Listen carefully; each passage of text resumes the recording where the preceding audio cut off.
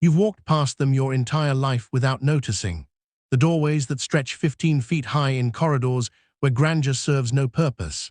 Staircases with risers so tall you have to stretch uncomfortably to climb them.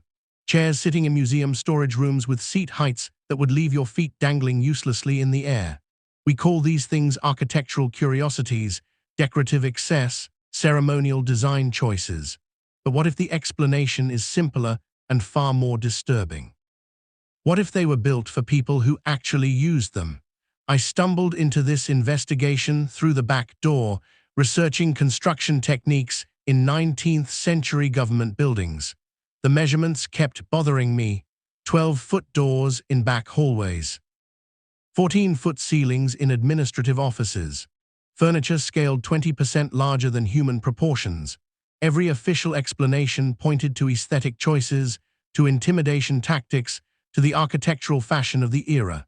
Except none of that explains the sheer consistency of it. Thousands of buildings across continents, all featuring the same oversized proportions, all supposedly designed this way despite the obvious impracticality and massive additional cost. Then I found the photographs. Not paintings, not illustrations, not folklore passed down through generations. Actual photographs from the 1800s showing human beings of impossible scale standing next to regular-sized people. The proportions were so dramatic they looked like composites, like early attempts at photo manipulation. But these images predated the technology to fake them convincingly.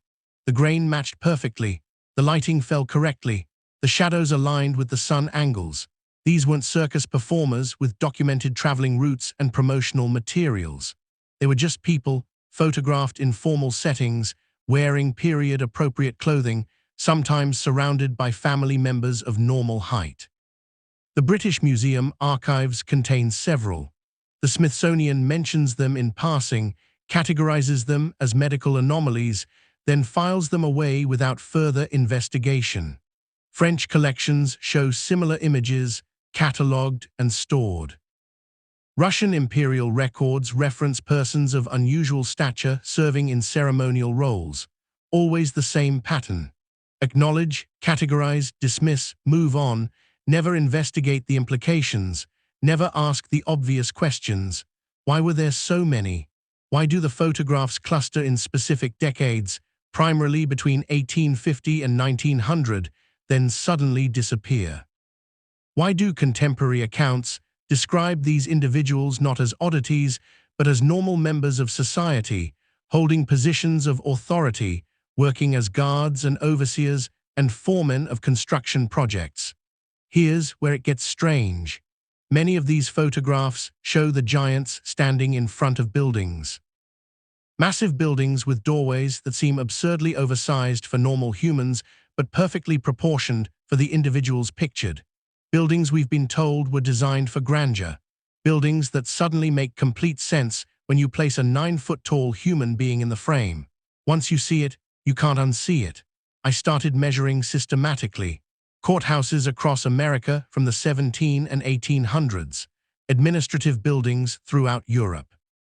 Government complexes in Russia, India, South America, all built in the same period, all featuring the same oversized proportions, all supposedly designed this way for aesthetic reasons that make no functional sense unless the people using them weren't average-sized.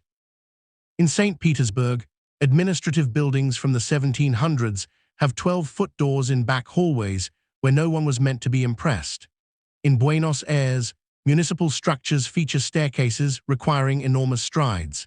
In Delhi, colonial-era government buildings, supposedly built by and for British administrators, contain furniture at scales that would make a 6-foot man feel like a child.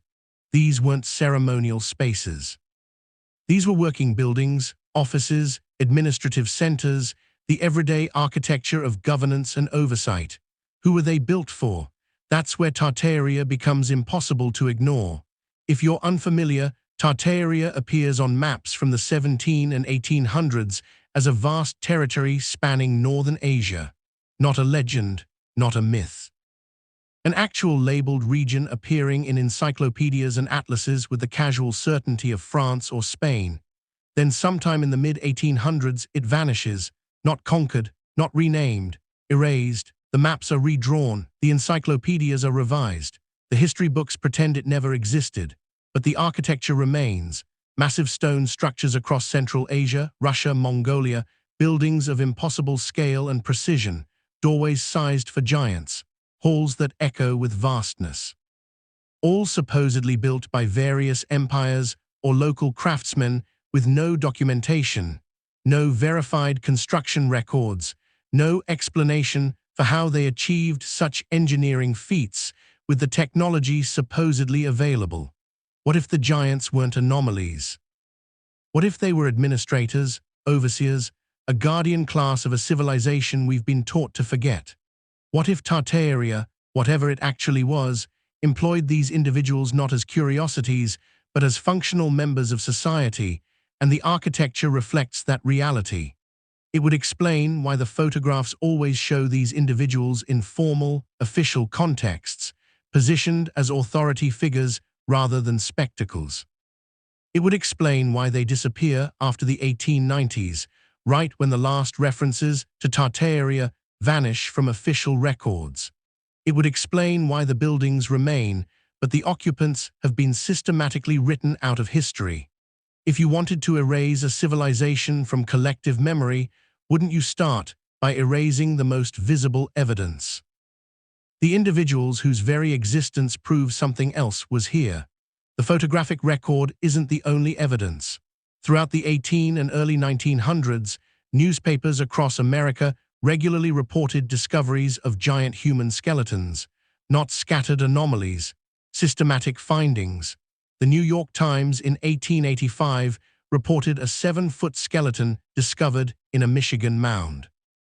The San Diego Union in 1895 described bones of extraordinary size found during railroad excavation. The Middletown Signal in 1899 covered giant human remains uncovered in Ohio.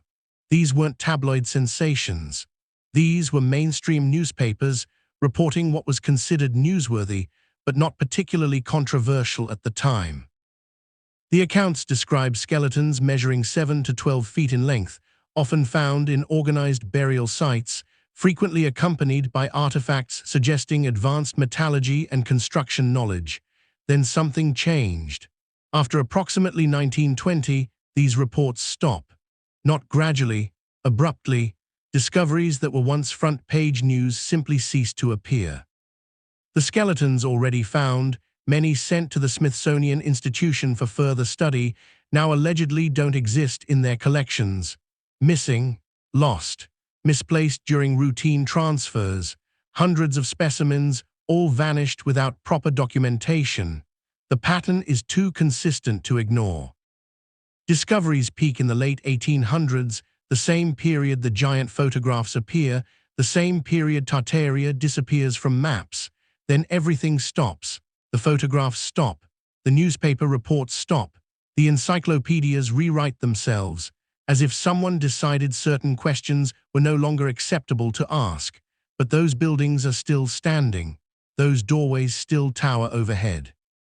And if you know where to look, the evidence of who walked through them remains, buried in archives that assumed no one would ever connect the dots.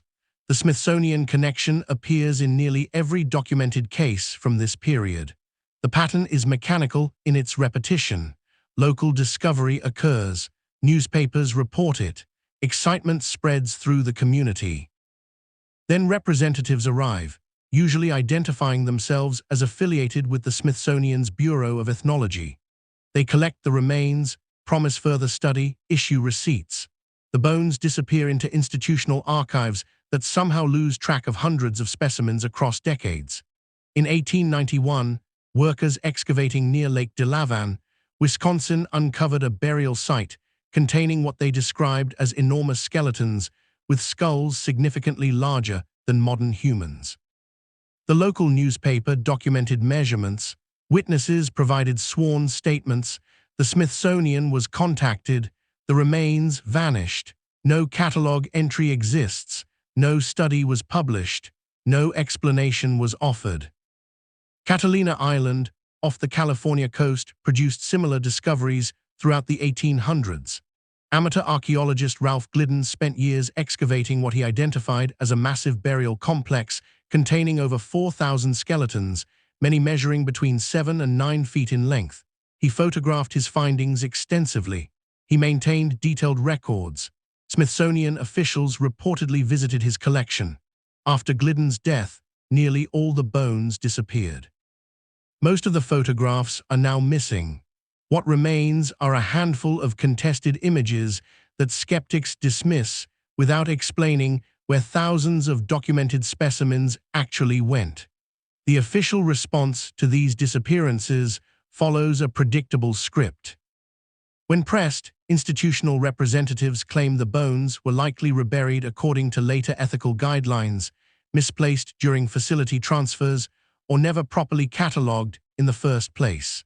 Convenient explanations that conveniently eliminate any possibility of verification.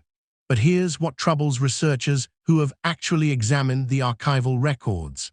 The Smithsonian's Bureau of Ethnology was meticulously organized. They documented thousands of skeletal remains from Native American burial sites. They created detailed catalog systems. They published extensive reports on their collections. Yet somehow, the giant specimens that newspapers documented being sent to this same institution simply don't appear in any official inventory.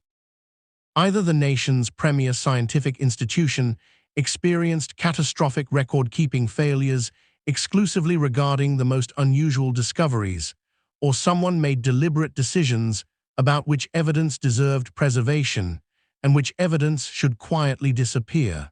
The timing matters. Most giant skeleton discoveries occurred between 1850 and 1920.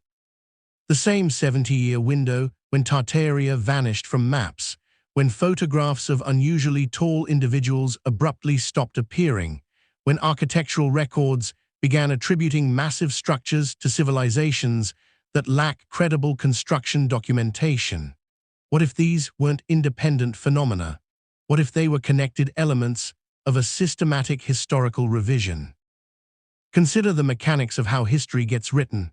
Physical evidence determines what stories are considered credible. Museums display certain artifacts while storing others in climate-controlled facilities the public never sees. Academic institutions decide which research questions receive funding and which remain unexplored. Publishing houses determine which historical narratives reach mainstream audiences. It doesn't require conspiracy. It only requires consensus about what counts as legitimate inquiry, and giants didn't count.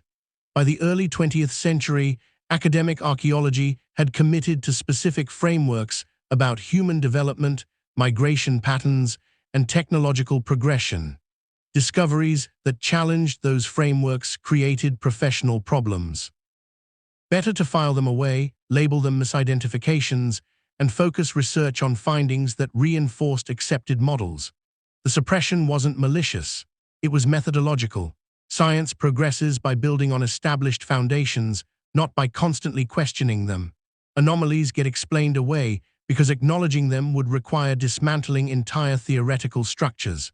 The cost seems too high, so the evidence gets reinterpreted until it fits, or it gets ignored until it's forgotten. Except physical evidence doesn't actually disappear just because institutions choose not to display it. Those massive chairs still exist in private collections and forgotten museum storage. The oversized tools keep appearing in estate sales. The architectural proportions remain visible in buildings we walk past daily. The photographs survive in archives that assumed no one would ever search for them systematically. And once you start connecting these elements, the official explanations begin collapsing under their own weight. How many coincidences does it take before pattern becomes proof? Buildings designed for inhabitants significantly taller than modern humans. Photographs documenting individuals of exactly that stature in positions of authority during a specific historical period. Newspaper accounts of skeletal remains matching those proportions discovered across multiple continents. Architectural features like doorways, staircases, and furniture all scaled beyond normal human use. And all of it clustering in the same decades when a vast territory called Tartaria disappeared from cartographic and encyclopedic record. The conventional explanation asks us to believe these are unrelated phenomena, random variations in human height, aesthetic choices in architecture, frontier exaggeration in newspaper reporting, map-making errors that somehow persisted for centuries before being corrected simultaneously across Europe. Or there's a simpler explanation. We inherited structures we didn't build.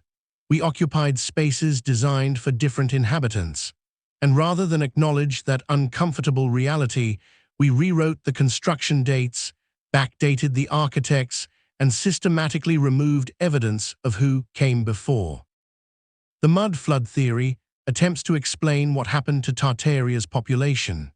Believers claim a cataclysmic event buried entire cities, explaining why so many historic buildings have first-floor entrances now below street level, why basement windows appear halfway underground, why archaeological digs consistently reveal older structures beneath supposedly original foundations.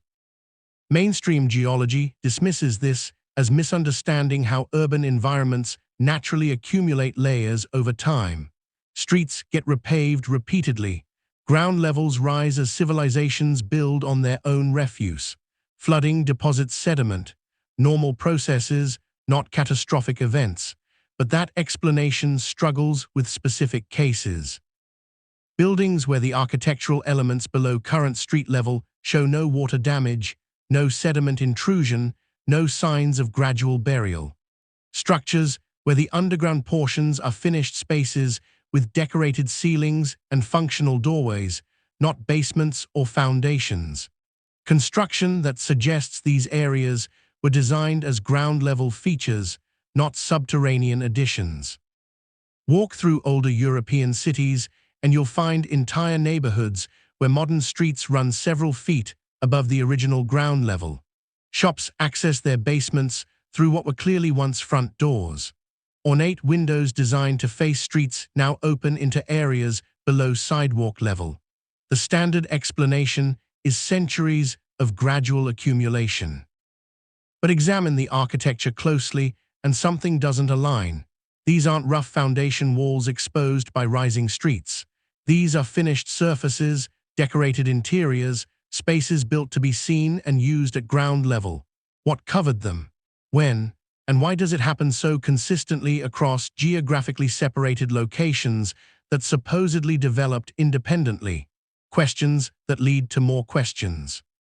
The kind institutional archaeology prefers not to ask because the answers might require admitting how much we actually don't know about recent history, how much we've assumed, how much we've inherited without understanding, how much evidence we've systematically ignored because acknowledging it meant confronting possibilities that didn't fit our preferred narrative about human civilization's linear progression. The deeper problem isn't just that we've forgotten. It's that we've replaced forgotten knowledge with confident explanations that don't actually explain anything. Take the construction of massive stone structures across Central Asia. Official histories attribute them to various empires. Mongols, Russians, Chinese dynasties expanding their territories. Standard imperial construction projects documented in standard ways. Except when you examine the documentation, it's remarkably thin. Construction dates assigned centuries after the fact. Architects named in records written generations later. Building techniques that supposedly employed thousands of workers yet left almost no archaeological evidence of those work camps, those supply chains, those organizational systems that massive projects require. Compare that to Roman construction. We have detailed records, accounting ledgers showing material costs, correspondence between engineers, archaeological sites revealing where workers lived, what they ate, how materials were transporting, evidence that matches the scale of what was built. But for many of these Central Asian structures, the ones appearing on maps of Tartarian territory, the documentation is conspicuously absent. Buildings just exist, attributed to whoever controlled the region when European explorers arrived. As if massive architectural projects requiring years of coordinated effort simply materialized without leaving the normal traces such undertakings create. Why would that be? One possibility is poor record keeping. Empires fall, libraries burn, knowledge gets lost. It happens, but it happens selectively. We have intricate details about military campaigns, trade routes, diplomatic marriages. Yet the construction of buildings still standing, still in use, somehow escaped documentation. That's a curious gap, the kind that makes you wonder what filled it before the current explanation was inserted. Look at the tools themselves. Museums across Russia and Central Asia contain implements that don't match the official timeline. Precision instruments suggesting metallurgical knowledge supposedly unavailable in those periods. Construction equipment scaled for operations larger than the credited civilizations are known to have undertaken. When confronted with these artifacts, curators offer vague explanations, trade with more advanced societies, isolated innovations that didn't spread, ceremonial objects not actually used for their apparent purpose. Every anomaly gets its own custom justification. Never a systematic re-evaluation of whether the timeline itself might be wrong. And then there's the matter of the photographs that survived. Not many, most have disappeared from official collections, but enough remain in private hands and obscure archives to establish something significant. These weren't circus performers. The images show individuals in formal settings, government contexts, administrative roles, dressed in official uniforms, standing beside standard-sized colleagues, positioned in front of buildings with architectural proportions that suddenly make sense when you place a 9-foot-tall human in the frame. These photographs cluster between 1850 and 1890, exactly when Tartaria was vanishing from maps. Then they stop, not gradually, abruptly. As if someone decided such documentation was no longer acceptable. What happened in those decades? Officially, nothing unusual. Standard imperial expansion, territory changing hands, maps becoming more accurate as exploration improved geographic knowledge. The same processes that had been occurring for centuries. Except this time, an entire civilization disappeared from the record, not conquered and absorbed, not renamed and reorganized, erased, its territory redistributed across multiple empires, its cities relabeled, its architecture attributed to whoever currently occupied the buildings, and the individuals who administered those structures, the ones photographed in positions of authority, somehow ceased to exist in sufficient numbers to be noteworthy. Medical science tells us gigantism is rare. A pituitary disorder affecting perhaps 3 in a million people. Those individuals face health complications, shortened lifespans, physical difficulties that would make administrative work challenging. Yet the photographs show healthy, functional adults holding positions requiring sustained physical presence. Not isolated anomalies, but multiple individuals across different locations. Either medical understanding of gigantism is incomplete, or these weren't cases of pathological gigantism. They were something else. A population variant we no longer acknowledge, because acknowledging it means admitting our historical narrative has gaps we've papered over with assumption. Consider what gets preserved versus what gets discarded.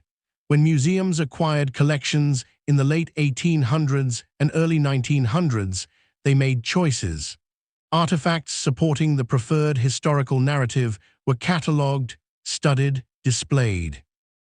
Artifacts creating complications were stored in back rooms, filed under miscellaneous or quietly disposed of, not through conspiracy, through institutional bias, through the natural human tendency to preserve what fits and discard what doesn't. Over decades, that bias compounds. Evidence that might have challenged accepted history simply isn't available anymore, not because it was systematically destroyed. Because it was systematically ignored until it deteriorated, was lost, or was thrown away during routine collection management. The skeleton discoveries follow this exact pattern. Hundreds of newspaper accounts from credible sources, local physicians examining the remains, measurements recorded, witnesses interviewed. Then the bones get sent to major institutions for further study.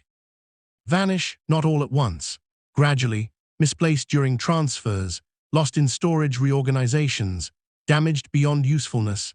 Every individual case has a mundane explanation, but collectively they create a pattern, the kind of pattern that emerges when institutions unconsciously prioritize preserving evidence that supports their foundational narratives while allowing contradictory evidence to slip away. By the 1920s, the giant skeleton reports stopped appearing in newspapers. Not because discoveries ceased, because reporting them became culturally unacceptable. The scientific establishment had reached consensus. Giants were myths. Any skeletal remains suggesting otherwise must be misidentified animal bones or hoaxes, so newspaper editors stopped running those stories. Archaeological teams stopped investigating those claims, and an entire category of physical evidence effectively disappeared from public discourse, not through active suppression, through passive consensus that certain topics weren't worth serious attention. Meanwhile, the buildings remained, still standing, still in use, still featuring proportions that don't quite make sense for the people using them, doorways requiring normal humans to stretch unnecessarily, staircases with risers demanding awkward strides. Furniture scaled just slightly too large, all dismissed as aesthetic choices. Grandeur for grandure's sake. But when you accumulate enough examples, when you map them geographically and temporally, that explanation starts feeling insufficient. These weren't isolated architectural experiments. They were standard construction practices across specific regions during specific periods, practices that abruptly changed, as if the original users were no longer present, as if new inhabitants adapted existing structures to their smaller frames and pretended the proportions had always been decorative rather than functional. What would it mean if this were true, if we inherited more than we built? If recent centuries involved occupying and adapting rather than creating from nothing? It would mean our understanding of technological progress needs revision. It would mean capabilities we attribute to Industrial Revolution innovations might have existed earlier in different forms. It would mean the story of human civilization isn't the steady upward climb we've been taught. That raises uncomfortable questions about what we've lost, what we've forgotten, what we no longer know how to do. Questions like that make people uncomfortable. They suggest our place in history might be smaller than we thought. That the grand narrative of human progress from primitive to advanced might skip chapters, might obscure reversals, might hide periods when previous societies achieved things we later had to relearn. The evidence exists in fragments precisely because it challenges foundation assumptions about who we are and where we came from. When buildings across continents share impossible proportions. When photographs document individuals whose existence contradicts accepted biology. When newspaper archives overflow with discoveries that suddenly stopped being discussed. When burial structures demonstrate engineering knowledge that supposedly didn't exist yet. The pattern repeats too consistently to dismiss as coincidence. What troubles me most isn't that the evidence was hidden. It's that it was forgotten. There's a difference. Hidden suggests intentional conspiracy, coordinated effort, malicious actors deliberately destroying truth. Forgotten suggests something more insidious. Cultural amnesia, the slow erosion of inconvenient facts through institutional disinterest and selective memory. Nobody needed to burn the archives. They just needed to stop consulting them. Nobody needed to destroy the photographs. They just needed to file them incorrectly, label them questionable, archive them where researchers wouldn't think to look. Nobody needed to demolish the buildings. They just needed to retrofit them for smaller occupants and claim the original proportions were always decorative excess. Over generations, that passive neglect achieves what active suppression never could.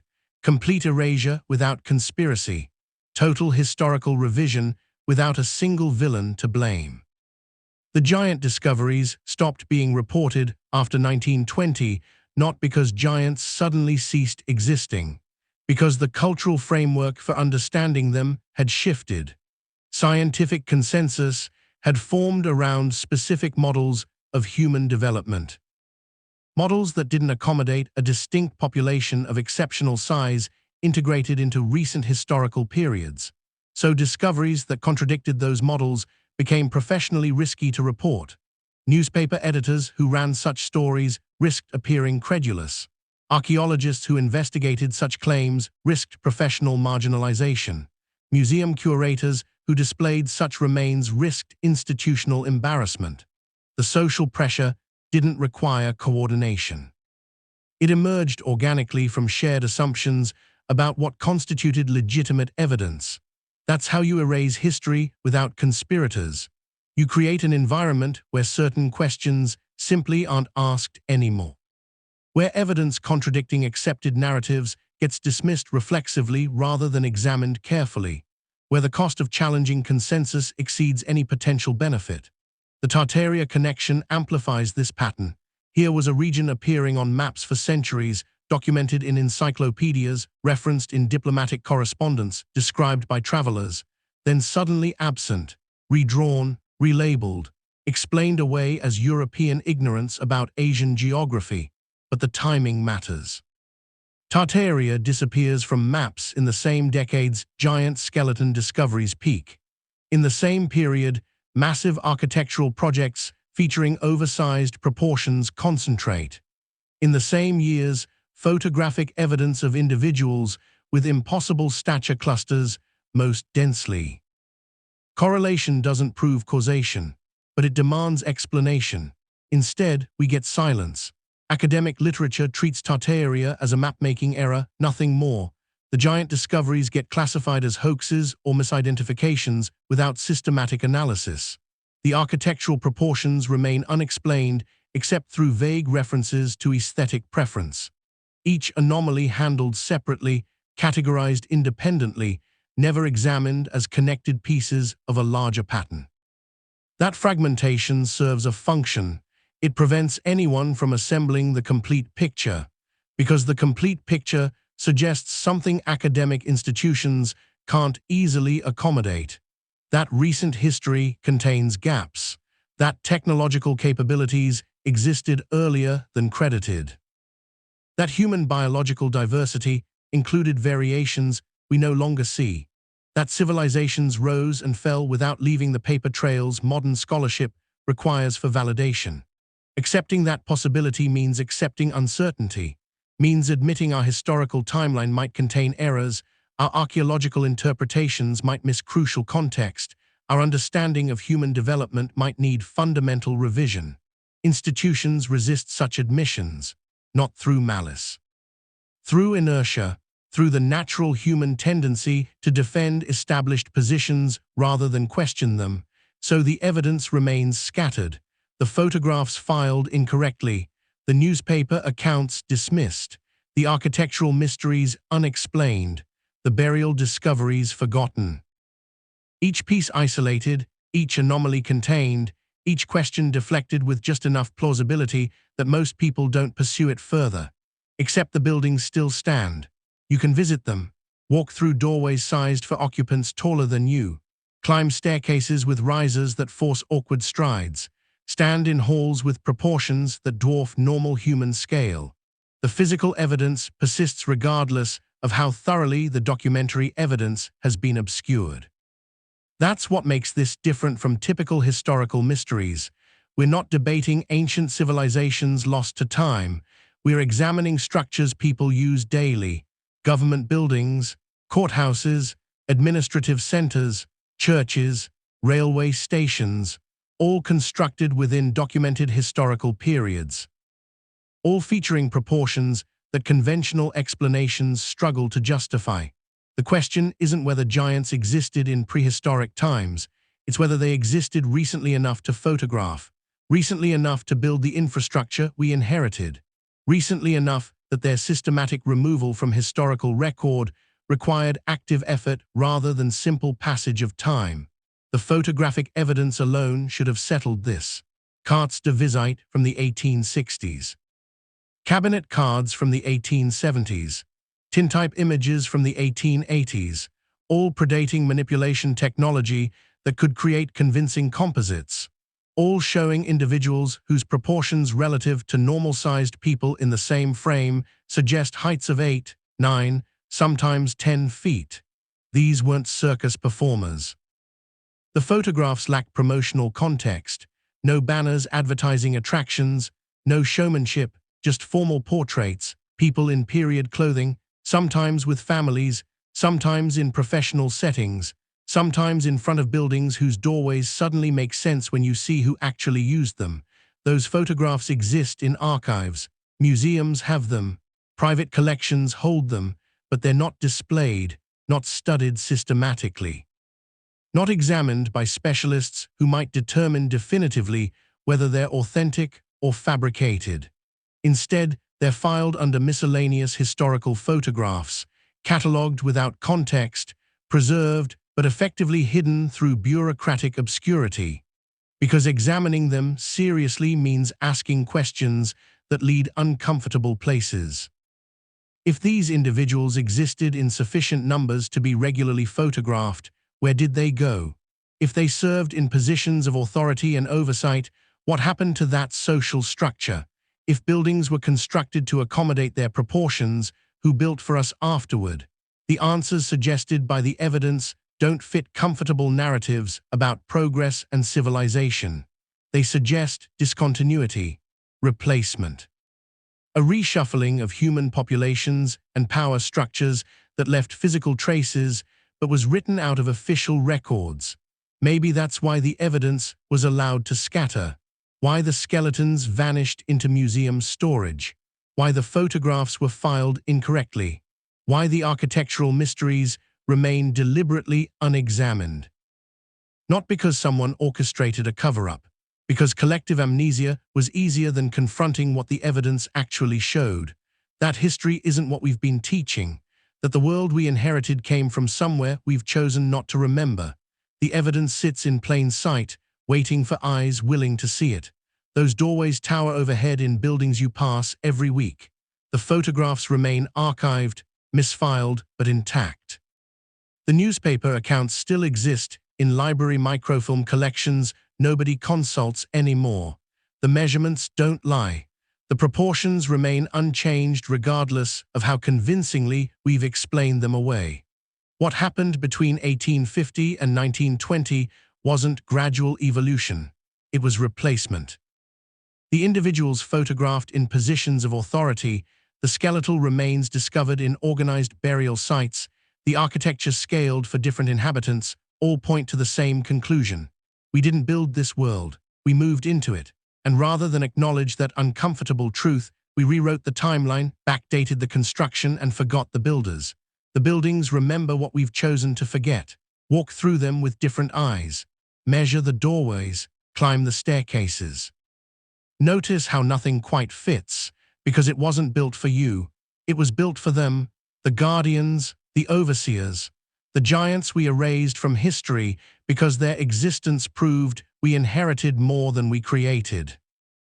That's the real secret buried in archives and scattered across continents. Not that giants existed, that they existed recently enough to photograph, numerous enough to build for, important enough that removing them from historical memory required systematic effort across multiple institutions and decades of cultural forgetting. They were here. The evidence proves it. And someone decided you weren't supposed to know.